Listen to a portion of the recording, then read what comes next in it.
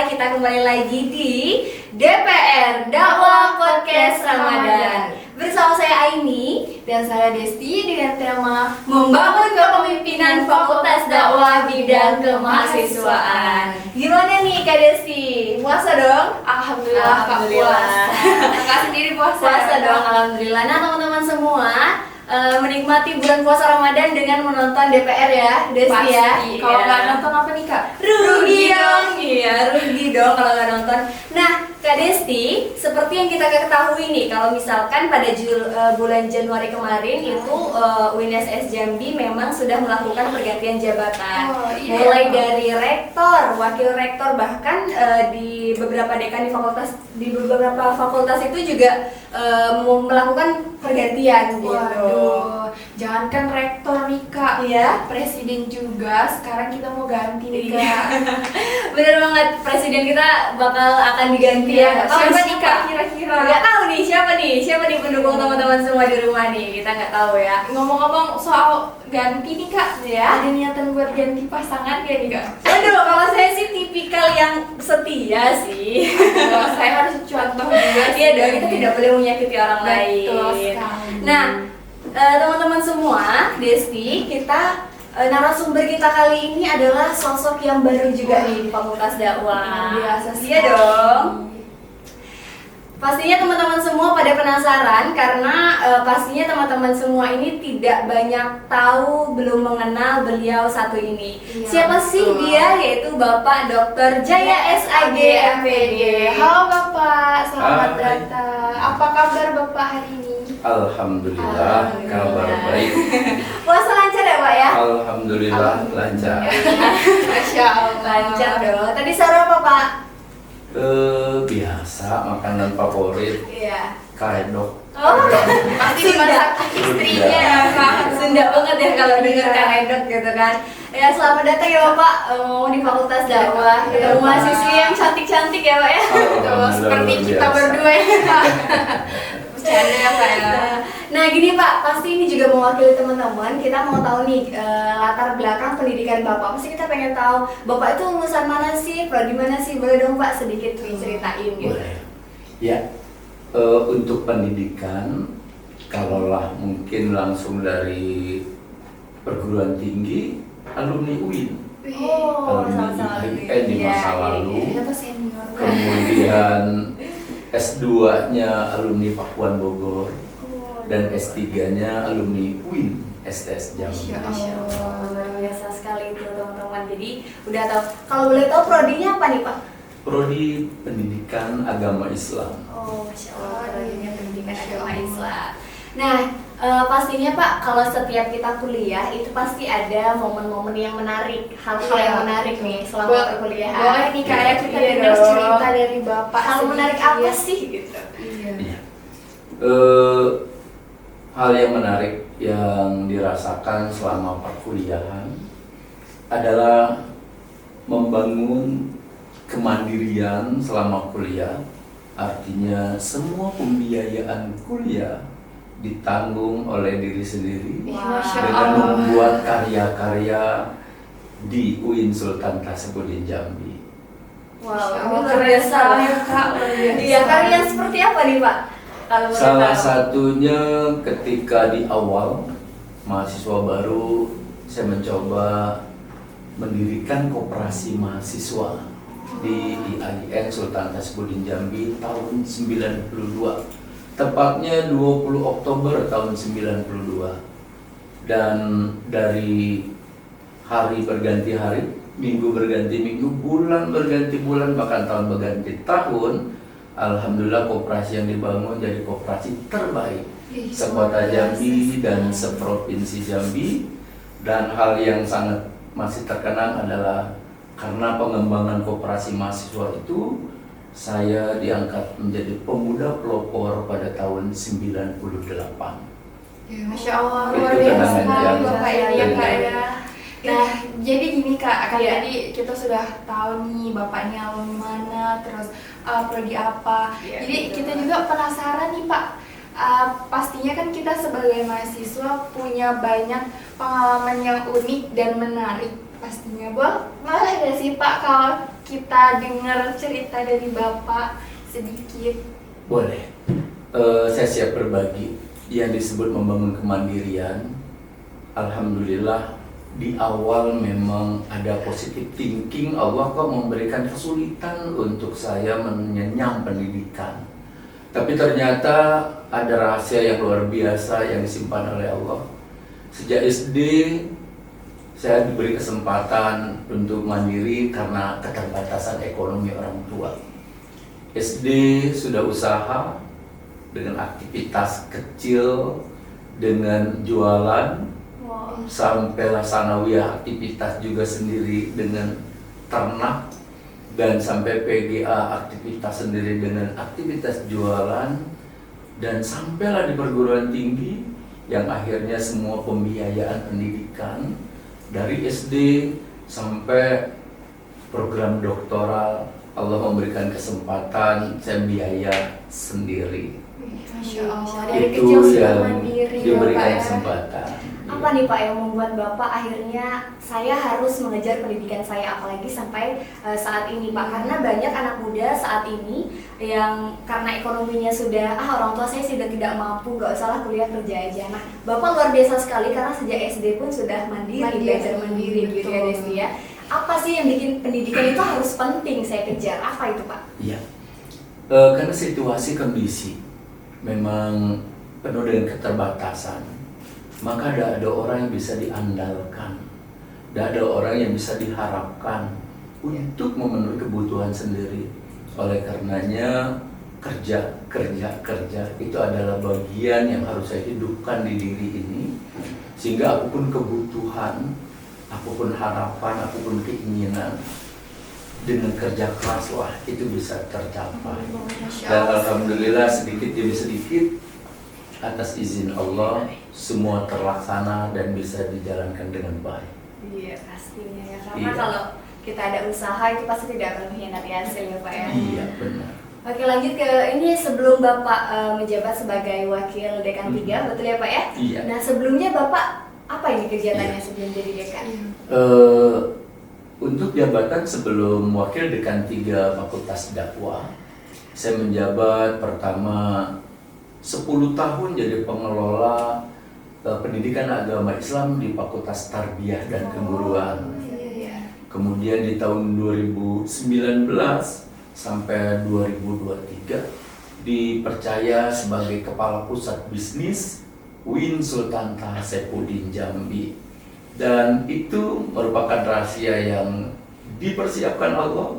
Jaya kecil, jaya remaja dikasih kesempatan mandiri dan akhirnya diberi peluang menjadi kepala pusat bisnis di UIN Sultan Taha Saifuddin Jambi. Masya Allah sekali, Iya, sangat inovatif. Betul.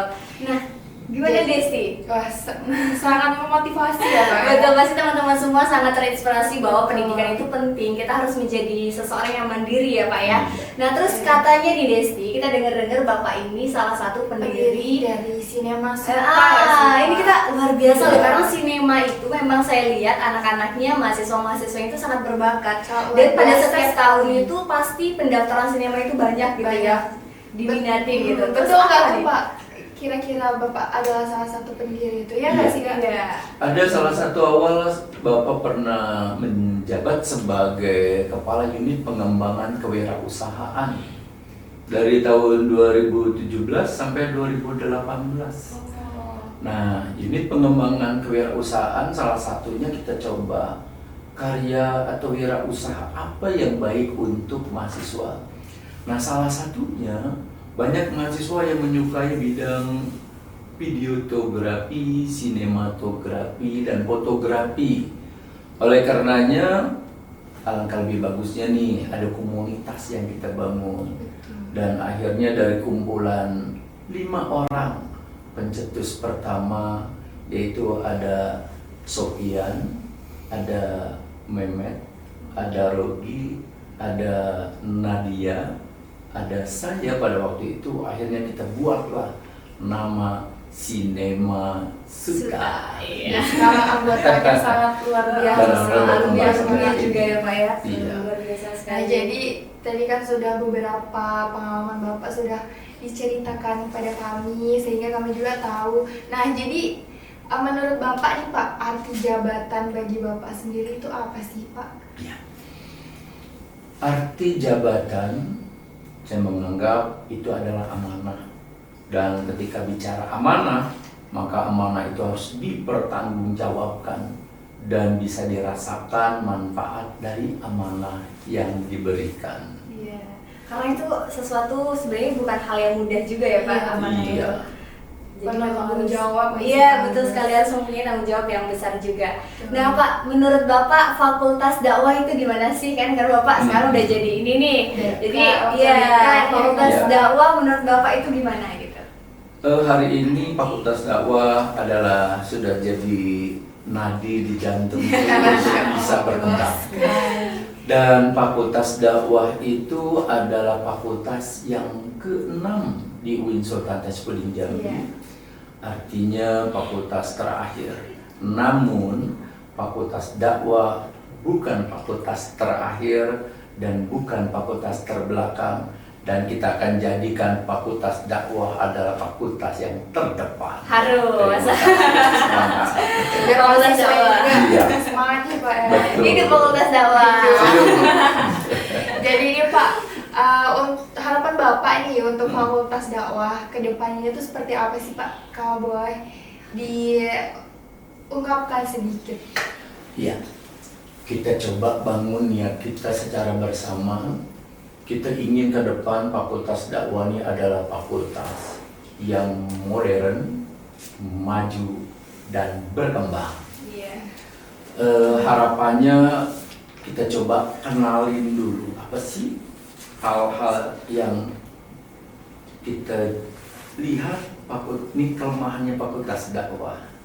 Oh, kita coba lihat juga pasti ada kelebihan yang dimiliki Fakultas Dakwah, dan terus kita membaca peluang yang ada, dan insya Allah sedikit demi sedikit Fakultas Dakwah mempunyai ruang terluas untuk terus bisa berkembang dan maju. Insya Allah siap untuk Jadi itu. tantangan utamanya di fakultas dakwah itu ya kita harus melihat kekurangan pastinya, Iya. pasti juga ada kelebihan gitu ya Benar. Pak ya. Oke baik. Jadi di fakultas dakwah kita sudah mempunyai dekan yang baru. Semoga fakultas dakwah juga semakin lebih baik lagi Ya, ke depannya. amin. Nah Pak, kira-kira ada nggak nih yang mau disampaikan untuk teman-teman mahasiswa yang sedang menjalani pendidikan di Fakultas Dakwah? Karena mungkin biar lebih semangat, yang mau skripsian biar lebih semangat lagi, jangan malas-malasan. Seperti yang Bapak di diri Iya. Bapak sendiri kan harus mandiri Harus kayak mandiri. gitu. Betul.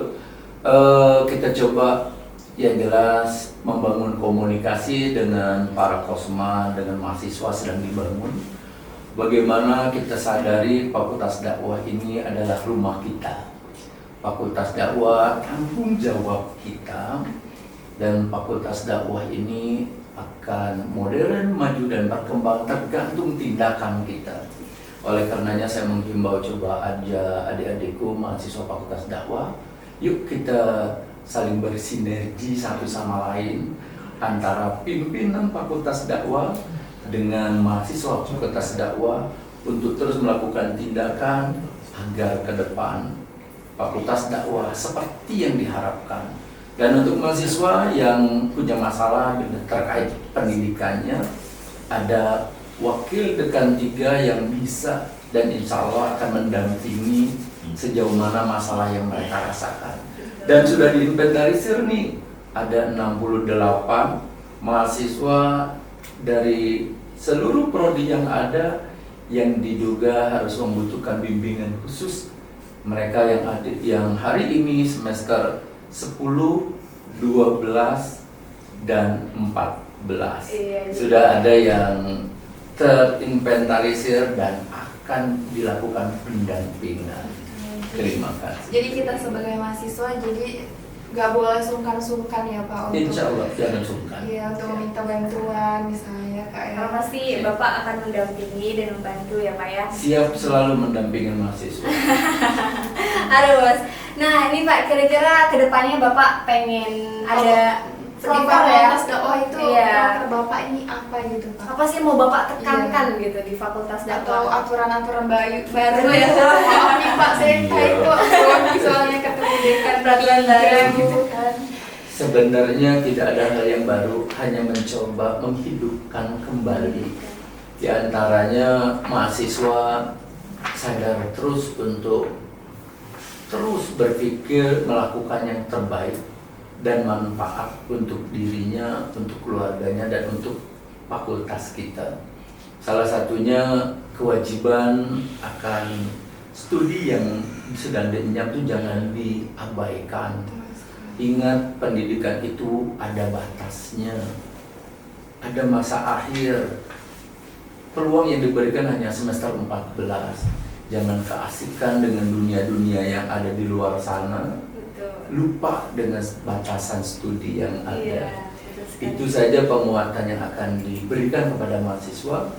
Dan insya Allah kita juga ingin coba membangun rasa memiliki mahasiswa terhadap fakultasnya, dan ingin mencoba menghidupkan mahasiswa menganggap kampusnya adalah rumahnya, dan ini yang harus dijaga martabatnya.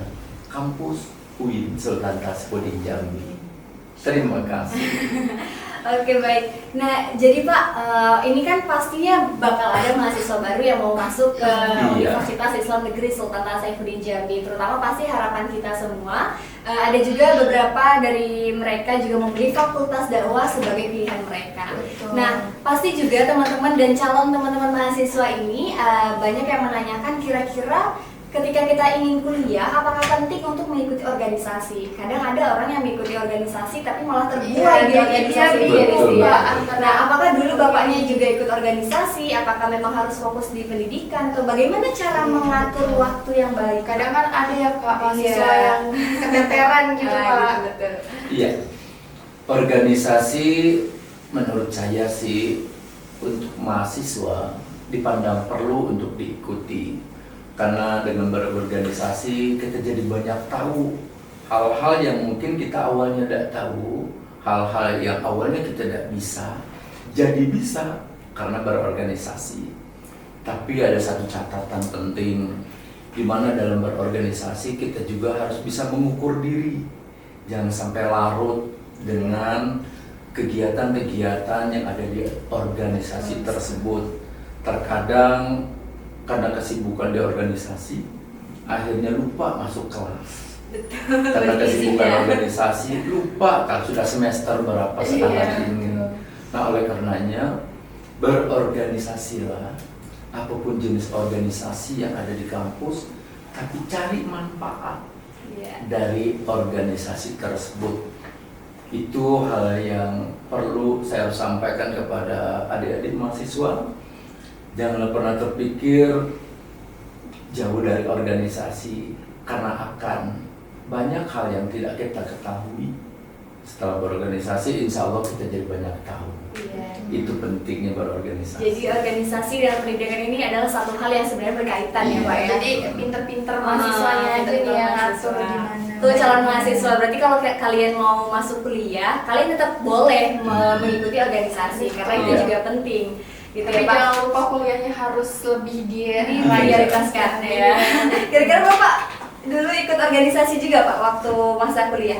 Dari awal mahasiswa jadi ikut organisasi, bahkan pendiri organisasi. Wah, iya Masya Allah. Salah satunya Dari yang ikut sampai berdiri. Organisasi pramuka yang diikuti pada waktu itu. Bagus. Karena organisasi kepramukaan pada waktu itu rasanya masih belum cukup tantangan untuk saya pada waktu itu. Akhirnya maka 20 Oktober tahun 92 saya mendirikan organisasi Koperasi Mahasiswa. Nah, organisasi yang biasanya arahnya kepemimpinan, saya coba ke arah leadership biasanya. Saya coba dirikan organisasi entrepreneurship, yaitu Gerakan Koperasi Mahasiswa. Itu salah satu organisasi pilihan. Dan sampai hari ini alhamdulillah Koperasi Mahasiswa masih eksis dan masih tampil di UIN Sultan Taspuddin Jambi. Masya Allah. Luar biasa sekali Bapak ini. Iya. Pak. Masya Allah. Jadi ada nggak nih Pak selama Bapak menjabat sebagai wakil dekan 3 baru-baru ini Iya. tantangan yang sudah Bapak hadapi? Oh, tantangan yang dihadapi sebenarnya bukan tantangan, hanya butuh kesabaran untuk mengajak kepada para pimpinan mahasiswa, salah satu adalah Kosma, untuk aktif di grup, untuk terus bisa melaporkan apa sih maunya mahasiswa, apa sih kendalanya mahasiswa. Yuk kita bareng-bareng pikirkan bersama apa yang harus kita bangun untuk Fakultas Dakwah agar antara pimpinan dengan mahasiswa bisa menyatu dalam satu harapan, yaitu Fakultas Dakwah yang modern, maju dan berkembang. Karena kalau kalau komunikasinya baik antara Iya. pimpinan dengan mahasiswa pastinya baik juga ya Pak ya, Insya Allah, harapan ke betul. depannya. Oke Bapak, ini luar biasa sekali, kita sudah banyak berbincang-bincang. Terima kasih Bapak sebelumnya. Sama-sama. Nih teman-teman semua yang ada di rumah, dimanapun deh, mau teman-teman mahasiswa ataupun calon mahasiswa, itu tadi yang sudah dibicarakan oleh Bapak, inspirasinya juga banyak sekali bahwa kita sebagai mahasiswa juga harus mementingkan pendidikan. Mau Iya, masalah ekonomi ya betul. Kak Desti ya, tetap kita harus ada mandiri, apalagi saat ini juga banyak beasiswa. Nah, jadi kalau teman-teman ada niat mau kuliah, pasti kalian bisa untuk mengurus beasiswa itu. Mau yang prestasi ataupun tidak mampu itu pun bisa. Jadi sobat mahasiswa dan calon mahasiswa bisa diikutin gitu ya Kak Desti Jadi ya. jangan takut untuk Betul. tidak bisa kuliah, betul ya Pak ya? Iya. Iya, betul sekali. Oke, jadi luar biasa sekali perbincangan kita pada hari ini ya Kak ya. Iya. Karena kita tadi sudah mendengarkan banyak cerita yang luar biasa dari Bapak, dan juga kami juga sangat termotivasi ya kan Kak dari Iya, betul. cerita dan pengalaman-pengalaman Bapak pastinya. Terima kasih Bapak, semoga Terima kasih. puasanya selalu lancar Amin. ya. Terima kasih. Karena kita nih nggak terasa nih, tiba-tiba nanti udah mau lebaran aja ya Pak ya. Nah segitu dulu podcast kita pada hari ini. Jangan lupa untuk like, comment, dan subscribe. Nah, untuk teman-teman nih jangan lupa untuk komen siapa lagi yang bakal kita undang di DPR. Dan buat teman-teman juga yang penasaran tentang Fakultas Dakwah, seputar Fakultas Dakwah, kalian bisa langsung kepoin sosial medianya. Mungkin bakal diletakin di sini, mulai dari Instagram, YouTube, bahkan websitenya. TikTok juga. Betul banget. Segitu dulu ya teman-teman semua. Wassalamualaikum warahmatullahi wabarakatuh. Dah.